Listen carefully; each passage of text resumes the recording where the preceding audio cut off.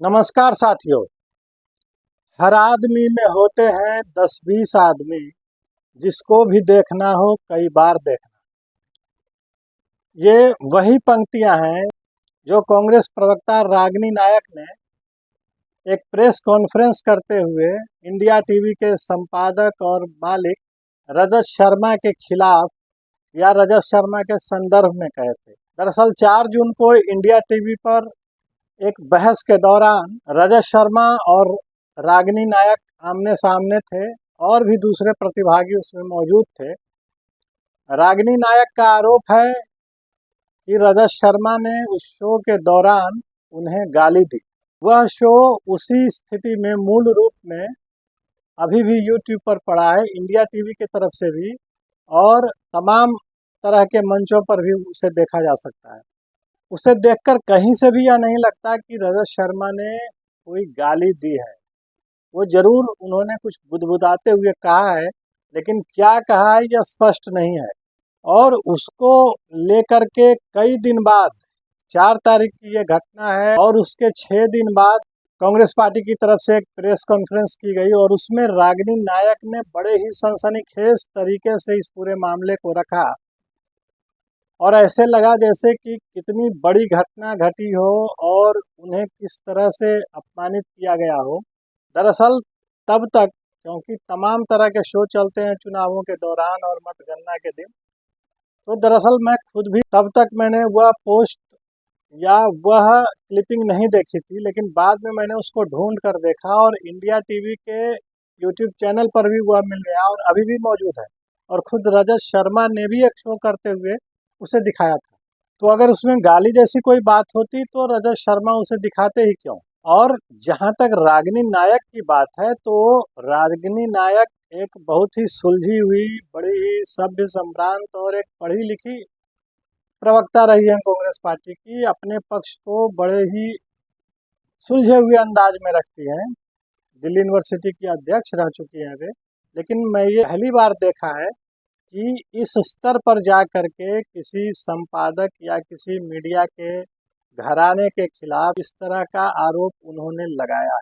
और दरअसल मेरा तो यह मानना है कि रागिनी नायक से ज़्यादा कहीं इसमें कांग्रेस पार्टी की और जयराम रमेश या पवन खेड़ा जैसे नेताओं की भूमिका है, जिन्होंने इसे खूब बढ़ा चढ़ा कर रखा और शायद रागिनी नायक को यह विश्वास दिला दिया कि रजत शर्मा जो बुदबुदा रहे हैं वह कुछ और नहीं, गाली ही है। और तभी इतने सनसनीखेज तरीके से न सिर्फ प्रेस कॉन्फ्रेंस किया गया, बल्कि उसमें तो रागिनी नायक रो भी पड़ी हैं, अपने बच्चों, अपने परिवार का हवाला दे रही हैं कि वे वह वीडियो सभी लोग देख रहे हैं और उनके लिए बड़ी ही असहज स्थिति पैदा हो गई है, जबकि ऐसी कोई स्थिति थी ही नहीं।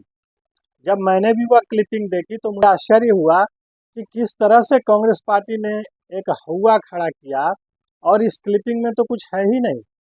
यह जरूर है कि लगभग दूसरी तरफ मुंह फेरते हुए रजत शर्मा ने कुछ कहा है जो कि बिल्कुल अस्पष्ट है, वह सुनाई ही नहीं पड़ रहा है कि क्या कहा उन्होंने। लेकिन खैर, उसमें मैं जाना नहीं चाहता, लेकिन इतना तय है कि गाली तो नहीं ही थी, और अगर कुछ भी ऐसा था तो वह सुनाई नहीं पड़ रहा है। जब तक कोई चीज़ सुनाई न पड़े, दिखाई न पड़े, तो किस तरह से वह अपमानजनक हो सकता है। और इसको लेकर के रजत शर्मा ने कांग्रेस के प्रेस कॉन्फ्रेंस के पहले ही एक चेतावनी दी थी कि अगर कांग्रेस ऐसा कुछ करती है तो इंडिया टीवी भी इसके खिलाफ कोर्ट जाएगा और मानहानि का मुकदमा करेगा। और अंततः वही हुआ। रजत शर्मा ने 100 करोड़ की मानहानि का मुकदमा किया और शनिवार को दिल्ली हाई कोर्ट ने इस पर एक फैसला भी दे दिया और दिल्ली हाई कोर्ट ने स्पष्ट रूप से कहा कि यह पूरा मामला एक तरह से उसका हवा क्रिएट किया गया है, एक तरह से उसको सनसनीखेज बना करके प्रस्तुत किया गया है। और जो याचिका करता है यानी रजत शर्मा है, उनकी प्रतिष्ठा इससे प्रभावित होती है। इसलिए कांग्रेस ने जहां जहां भी, क्योंकि तमाम यूआरएल दिए गए थे इंडिया टीवी की तरफ से, तो जितने भी ये यूआरएल हैं, चाहे वो एक्स के पोस्ट हों, जिसे हम ट्विटर के नाम से भी जानते रहे हैं, चाहे यूट्यूब पर कांग्रेस की प्रेस कॉन्फ्रेंस का वीडियो हो, उन तमाम वीडियोस को, उन तमाम पोस्ट को हटाया जाए और 7 दिनों के अंदर यह किया जाए। और इस पर बिल्कुल कांग्रेस की तरफ से अब चुप्पी है। जो कांग्रेस बिल्कुल एक आक्रामक रवैया लेकर के चल रही थी इस मामले में, उसे बड़ा झटका लगा है। कोर्ट ने साफ साफ कह दिया है कि पवन खेड़ा, जयराम रमेश, रागिनी नायक ने जहां जहां भी इस पूरे मामले से जुड़े हुए पोस्ट डाले हैं, उन सबको उन्हें हटाना होगा। कोर्ट ने साफ साफ कहा कि the x posts berating the plaintiff are nothing but an over-sensationalization and depiction of facts which are patently false। यह जो पूरा मामला है वह अति सनसनीखेज बना करके रखा गया है और इस पूरे मामले में तथ्यात्मक गलती है, तथ्यात्मक रूप से यह गलत दिख रहा है। फिर कोर्ट आगे कहता है कि prima facie dissemination of such exposed has not only caused harm to the reputation of the plaintiff as has been asserted by him, but also has the potential of persistent threat of being used against the plaintiff at any time in future। Court ने यह कहा कि यह इस तरह के जो post किए गए हैं यह न सिर्फ अभी याचिकाकर्ता की प्रतिष्ठा को प्रभावित करते हैं, बल्कि इनका दुरुपयोग आने वाले समय में भी हो सकता है। अब हम इसका विश्लेषण अगर दूसरे नज़रिए से करें तो मुझे लगता है कि एक व्यक्ति विशेष का मामला न होकर के यह मीडिया के खिलाफ एक तरह की खींच है कांग्रेस पार्टी की। आप देखें, पिछले कई अरसे से कांग्रेस ने मीडिया को ही टारगेट किया है एक तरह से। आप चाहे राहुल गांधी का वह वक्तव्य देख लें, वह एक वीडियो देख लें जिसमें वे पत्रकारों से उनकी जाति पूछते हुए नजर आते हैं, चाहे आप उस फैसले के, कांग्रेस के उस फैसले को देख लें जिसमें कांग्रेस ने एक समय में कई कई संपादकों को एक तरह से बायकॉट किया था उनका कि इनसे कांग्रेस पार्टी का कोई प्रतिनिधि बात नहीं करेगा। या टेलीविज़न के बहसों में भी हम देख सकते हैं कि कैसे कांग्रेस के प्रवक्ता बिल्कुल आक्रामक हो जाते हैं एंकर के खिलाफ और बिल्कुल गोदी मीडिया और तमाम तरह के विशेषणों से उनको अलंकृत करने लगते हैं और एक तरह की सहिष्णुता की कमी उनमें दिखती है। और यह वही कांग्रेस है जिसने आपातकाल में मीडिया को, सिर्फ मीडिया को ही नहीं बल्कि न्यायपालिका तक के अधिकार शिथिल कर दिए थे। मीडिया के लोग भूमिगत हो गए थे, अखबार छपने बंद हो गए थे या कम हो गए थे, अखबारों की जो रीच है उसको बिल्कुल सीमित कर दिया गया था।